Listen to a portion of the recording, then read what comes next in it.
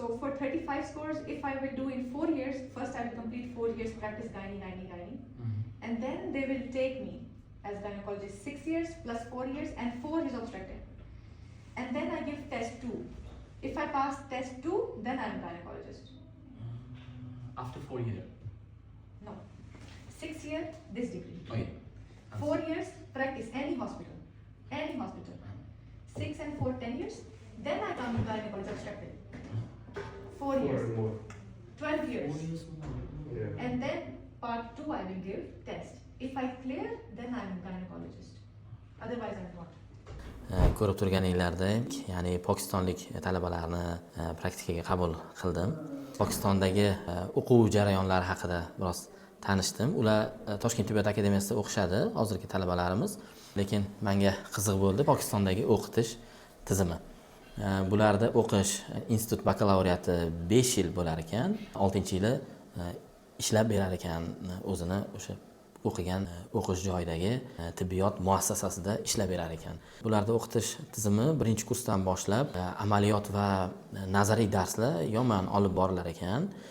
Kunning birinchi yarmida nazariy darslar o'tilsa, leksiyalar bo'lar ekan, ma'ruzalar, predmetlar bo'yicha fanlardan darslar bo'lar ekanda, ikkinchi yarmida amaliyotga o'tar ekan. 2-kursdan boshlab hatto xirurgik amaliyotlarni ham qilishni boshlashar ekan, appendektomiyalarni, kichkina operatsiyalarni qilishar ekan. 3-kurslaridan tug'ruq qabul qilar ekan.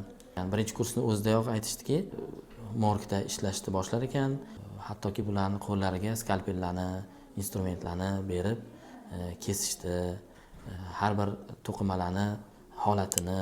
Xolos bulardagi o'qitish tizimi shunaqa ekanki, kunning birinchi yarmida nazariy darslar bo'lsa, ikkinchi yarmida praktika yonma-yon olib borilar ekan. Yilning oxirida imtihonlar topshirilar ekan. 1-kursni o'qib bo'ldimi? 1-kursning oxirida umumiy hamma fanlardan bir necha yuzta savolli imtihon savollari tuzilar ekan va yilning oxirida bir marta imtihon topshirar ekan. Va yil davomida bular faqat o'qib, praktika bilan yonma-yon olib borar ekan darslarni. O'qish oxirida ham o'sha 6 yildan keyin ham bitta katta imtihoni bo'lar ekan. U imtihoni ham xuddi shunaqa taxminan 200 ta atrofida savoldan iborat bo'lgan imtihon bo'lar ekan va shu imtihonini topshirib a'lo darajada topshirsagina ularga diplom berilar ekan.